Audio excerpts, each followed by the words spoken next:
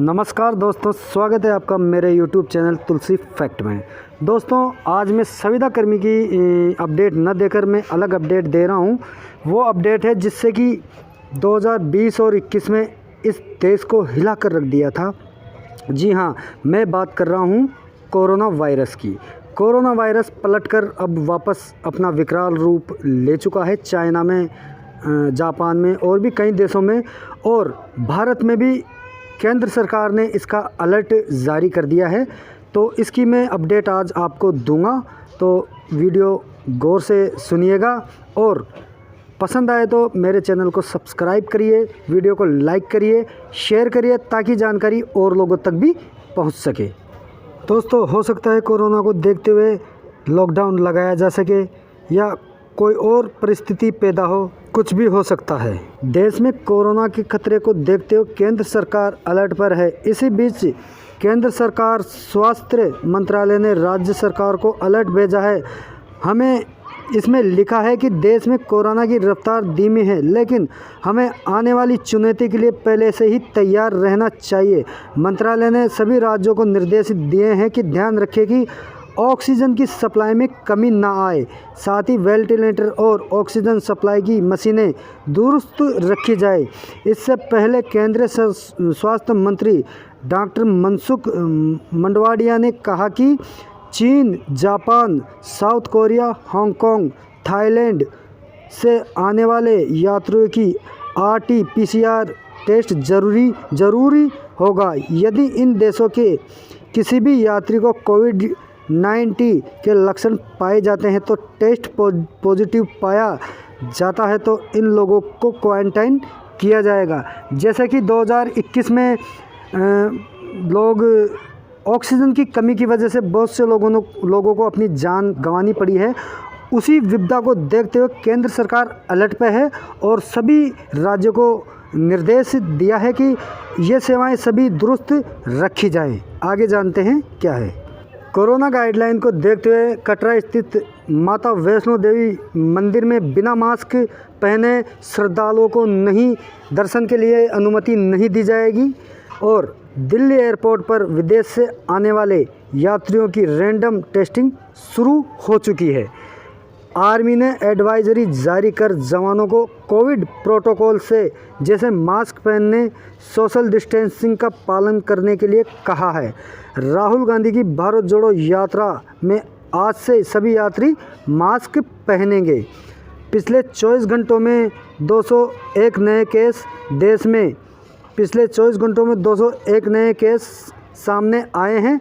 स्वास्थ्य और परिवार कल्याण मंत्रालय ने शनिवार को बताया कि भारत में एक्टिव मामले 3,397 हैं, जो कुल मामलों का 0.01% है। रिकवरी रेट फिलहाल 98.8% है। पिछले 24 घंटों में 183 लोग ठीक हो चुके हैं। आगे जानते हैं क्या है। स्वास्थ्य मंत्रालय ने कहा 75% लोगों ने बूस्टर डोज नहीं लगवाई है। दूसरी तरफ वैक्सीन को लेकर स्वास्थ्य मंत्रालय की रिपोर्ट आई है कि इसमें बताया है कि देश में लगभग 75% लोगों ने बूस्टर डोज नहीं लगवाई है। जी, जैसा कि आप सभी लोगों को मालूम है कि तीसरी डोज बूस्टर डोज के नाम से आई थी, वो लगभग 75% लोगों ने अभी तक नहीं लगवाई है। अभी तक किसी भी राज्य में बूस्टर डोज का कवरेज 50% तक भी नहीं पहुंचा है। हालांकि तेलंगाना, आंध्र प्रदेश, हिमाचल और ओडिशा में 40% से ज़्यादा लोगों ने बूस्टर डोज लगवा ली है। लेकिन अधिकतर राज्य भारत के ऐसे हैं जहां 40% का भी आंकड़ा अभी तक बूस्टर डोज पार नहीं कर पाई है। इसी की चिंता केंद्र सरकार को सता रही है, कहीं ये नया वेरिएंट विकराल रूप धारण न कर ले भारत में। अगर भारत में विकराल रूप धारण करता है तो आप जानते हो कि 2021 और 20 में क्या परिस्थितियां रही थी। केंद्र की 3 दिनों में 3 हाई लेवल की मीटिंगें हो चुकी है कोरोना गाइडलाइन को लेकर। कोरोना के मामलों को लेकर कोरोना महामारी से निपटने के लिए केंद्र सरकार ने 3 दिनों में 3 हाई लेवल मीटिंग की। शुक्रवार को केंद्रीय स्वास्थ्य मंत्री मनसुख मंडाविया ने राज्य के स्वास्थ्य मंत्रियों के साथ बैठक की। उन्होंने T3 यानी टेस्ट, ट्रैक और ट्रीट की रणनीति अपनाने पर जोर दिया। चीन में इस समय कोरोना के BF7 सब वेरिएंट से हर दिन लगभग 5000 मौतें हो रही है। यह वेरिएंट भारत में सितंबर में आ गया था। देश में इसके केवल 4 केस हैं। इनमें से 3 गुजरात में और 1 केस ओडिशा में है। बिना लक्षण के ये मरीज अब स्वस्थ हैं। मांडविया ने राज्यों में 27 सितंबर को अस्पतालों में स्वास्थ्य सुविधाओं की मास्क ट्रिक करने के लिए कहा है। खास ऑक्सीजन प्लांट और वेंटिलेटर को लेकर राज्यों को आगाह किया गया है। पहले ये केस रोजाना 7000 केस सामने आ रहे थे, लेकिन अब यह संख्या घटकर रोजाना औसतन 150 रह गई है। इनमें से 78% नए मामले 6 राज्यों केरल में 51 केस, महाराष्ट्र में 20, कर्नाटका में 16 और ओडिशा में 11, दिल्ली और राजस्थान में 10-10 केस मिले हैं। सक्रिय मरीज भी घटकर 3380 रह गए हैं। यह कुल मरीजों का महज 0.1% है। IMA ने कहा लॉकडाउन की ज़रूरत नहीं है।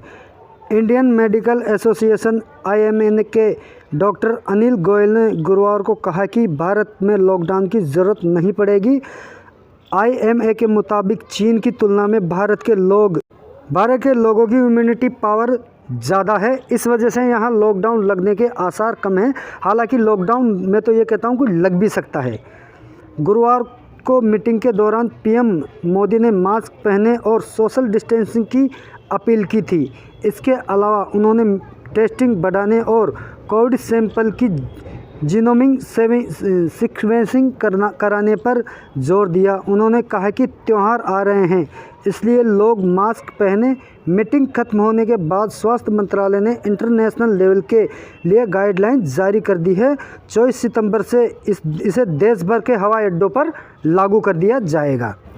ब्रिटेन में तो हालत ख़राब है। ब्रिटेन के प्रशासन के लोगों ने अपील की है कि वो क्रिसमस की छुट्टियों में अपने घर के बुज़ुर्गों से न मिले। ऐसा इसलिए कहा जा रहा है कि क्योंकि बुज़ुर्गों की इम्यूनिटी पावर कमज़ोर होती है, उनमें संक्रमण फैल सकता है। शंघाई के एक अस्पताल में अनुमान लगाया है कि चीन में अगले सप्ताह के आखिर तक लगभग 2 करोड़ लोग कोरोना से संक्रमित हो जाएंगे। लगभग 2 करोड़ लोग कोरोना से संक्रमित हो जाएंगे। एक्सपर्ट के अनुसार चीन में अगले साल तक 10 लाख से ज़्यादा मौतें हो सकती है। विश्व स्वास्थ्य संगठन WHO का कहना है कि उसे चीन से नए कोरोना मरीजों का कोई डेटा नहीं मिला है।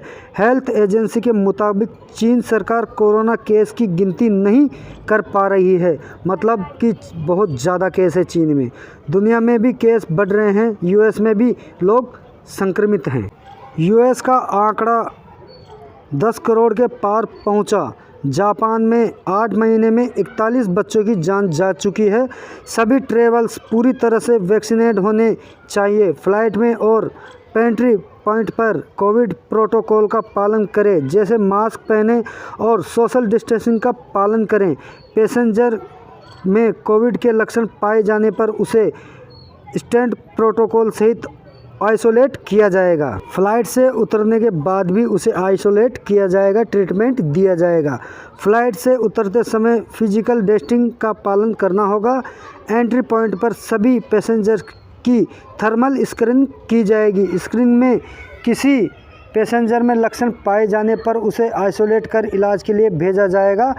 इंटरनेशनल फ़्लाइट में 2% पैसेंजर्स की रैंडम सैंपलिंग की जाएगी। राजस्थान में जिला कलेक्टरों को ये दे दिया गया है। सोमवार को सभी जिला कलेक्टर अपने अपने ज़िलों में अलर्ट जारी कर देंगे। और क्या क्या चीज़ बंद हो सकती है इस बारे में मैं आपको बता दूं। अंतर्राष्ट्रीय यात्रा को टाला जा सकता है। शादी समारोह और रैली को टाला जाएगा। पब्लिक प्लेस पर मास्क पहनाया जाएगा। सोशल डिस्टेंसिंग का ध्यान रखा जाएगा और स्वच्छता का ध्यान रखा जाएगा। तो दोस्तों, ये थी आज की छोटी सी अपडेट कोरोना महामारी को लेकर। हो सकता है भविष्य में आने वाले समय में लॉकडाउन की परिस्थिति बनी रहे। तो अपना ख्याल रखें दोस्तों, और प्लीज़ मेरे चैनल को सब्सक्राइब करें, वीडियो को लाइक करें, शेयर करें, ताकि जानकारी और भाइयों तक भी पहुंचाई जा सके।